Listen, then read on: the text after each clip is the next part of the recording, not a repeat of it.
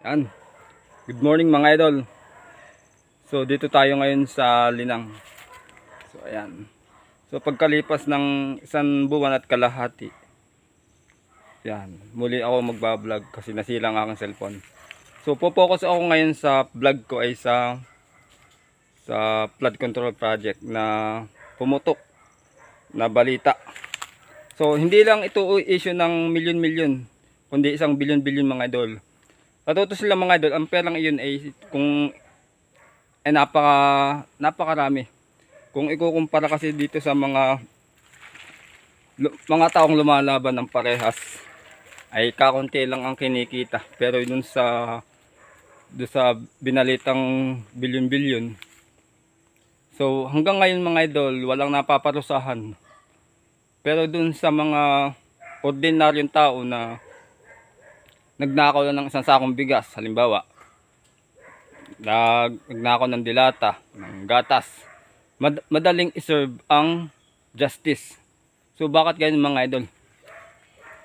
Kumbaga isang simpleng tanong na parang sampal din sa gobyerno. Bakit nga ba ang isang mga milyon-milyon ang ninanakaw, bilyon-bilyon ang ninanakaw, bakit hindi maparusahan? Samantalang dito sa mga maanumalyang flood control project ay talagang napakahirap. Kung sa bagay mga idol, ang isang tao na maraming pera, trak-trak ang pera, kaya mong kumuha ng magagaling na abogado na pwedeng dumepensa sa iyo. Hindi katulad ng mga mahirap, simpleng tao, ordinary. So wala. Mga pau lang kasi madaling talunin, pau.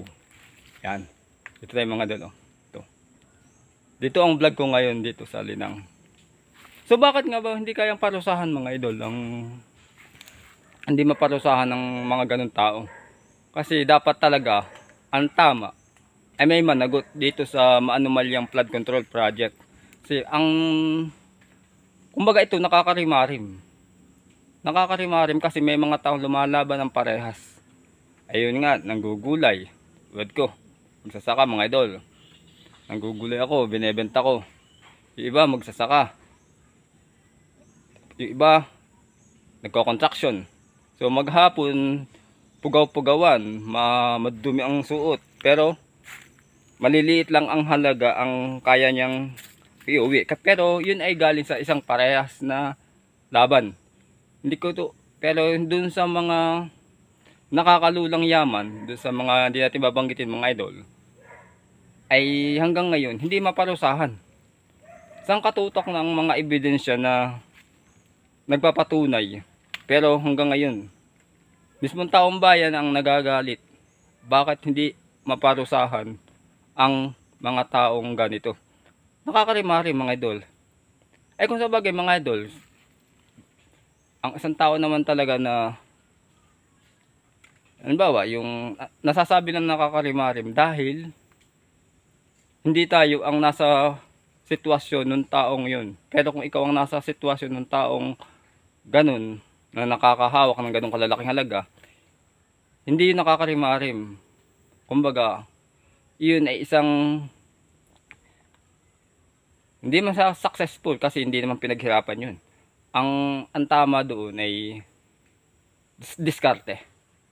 Diskarte na kailangan yung konsensya mo ay matibay. Hindi ka pusong mamon na ano ba?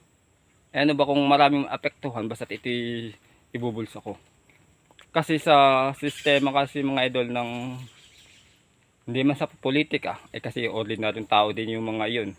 May ordinaryong tao, hindi man ordinaryong tao, kumbaga wala sa politika, hindi siya politiko.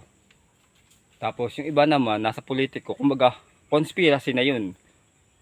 Kumbaga sa buwatan na, kumbaga hindi mabubuwang isang plano kung iisa ka lang, hirap. Kasi yung nangyari sa flood control project mga idol ay may sabuatan. So, ang hinihiling nga ng taong bayan ay dapat ay may managot. Dahil unfair yan dun sa mga nakukulong na ang kasalanan lang ay dahil halimbawa nagnakaw ng sasakong bigas. Dala lang siya ng kahirapan. Ngayon, Maraming, saka yung nagnakaw mga idol, kung matatandaan nyo, yung nagnakaw ng mangga na nakulong. Although sa halip na maraming magalit ang tao, ay marami pang naawa. Hindi naman sinasabi na naawa dahil sa mahirap. Hindi pa rin talaga naman maiitama ang mali kung gagawa ka ng isa pang mali. Mali yung magnakaw, pero kaya lang nagawa ay dahil sa sobrang kahirapan. Yan mga idol. Pero yun ay madaling napaparusahan. Pero dun sa mga bilyon-bilyon ang kinuha, truck-truck na pera, so hanggang ngayon mga idol hindi maparusahan. Yan ang gustong mangyari ng taong bayan.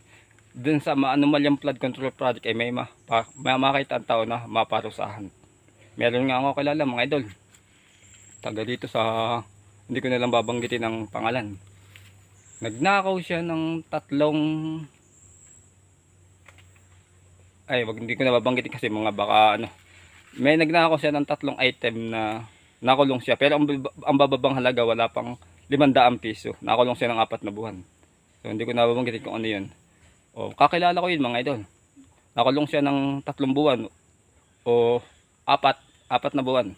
Pero ang halaga ng kanya ninakaw ay wala pang 500 piso.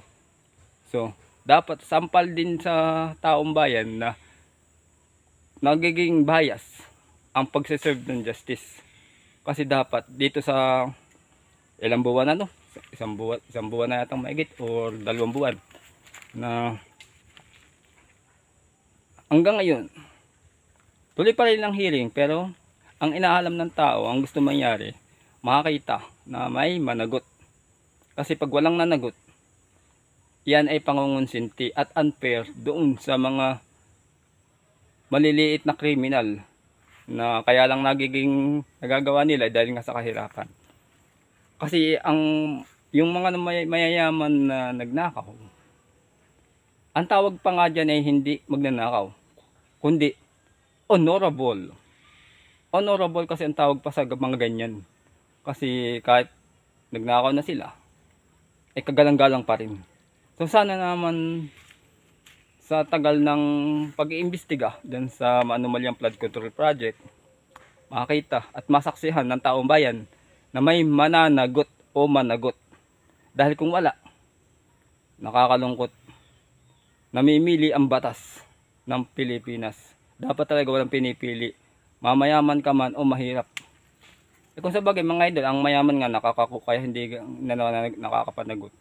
Dahil nakakakuha siya ng magagaling na abogado na siyang magtatanggol sa kanila. So yan ang pagkakaiba. Yan. Pero kung ako ang pamimiliin, so kumbaga wala rin ako sa posisyon. Baka kung ako nasa posisyon din. Kasi ang tao kasi mga idol na nakakapagsabi ng ganyan, wala ka doon sa sitwasyon. Pero once na halimbawa nasa politika na, tikong bibig ka na rin. Pero ano pa man, bilang ordinaryong tao, ang tulad ko, ordinaryong tao. So, napupuna ako rin yung mga ganyang bagay. So, hindi ko rin masasabi. Mahirap din magsalita ng tapos. Malamang dumating ang araw, nagpolitiko din ako. Lumaban ako, halimbawa, 2028 election. Lumaban ako konsyal. So, hindi ka naman, pag humawa ka kasi ng tulyasi, lagi kang mauulingan. Sino ba naman ang hindi humawak ng tulyasi na hindi naulingan? Maliban na lamang kung naglagay ka ng sapin. Pero kung hindi walang sapin, makihahawa ka lang, mauulingan ka. Ibig sabihin mga idol, ano man ang gawin mo pagmamalinis, ano ba, sa mga project, maaambunan ka pa rin ng blessing na yun. O hindi man matatawag na blessing, basta't yun na yun. Ay mahirap magsabi ng tapos. Kasi ordinaryong tao pa lang tayo. Kung nasa sitwasyong na marahil ako ay maiintindihan ko. So, kung sa bagay mga idol, kaya nga gumawa ako ng video para i-express ko yung feelings ko dun sa mga yun nga, sa manomalya. Parang nagiging pro ako dun sa paliwanag kong yun. So ano pa man, sana may managot, may makita ang taong bayan na managot doon sa maanumalyang flood control project, para naman ang tao ay masabi na parehas ang pagsaserve ng justice sa ating bansa. So yun lang mga idol, hanggang dito lang at maraming salamat. So ang tagal akong hindi nag-video nag-vlog kasi nasira ang cellphone ko. So ngayon lang uli ako nakapag-vlog. Sige mga idol, hanggang dito na lamang. Salamat sa panonood sa simple kong video. Salamat. Share for watching. Thanks for watching.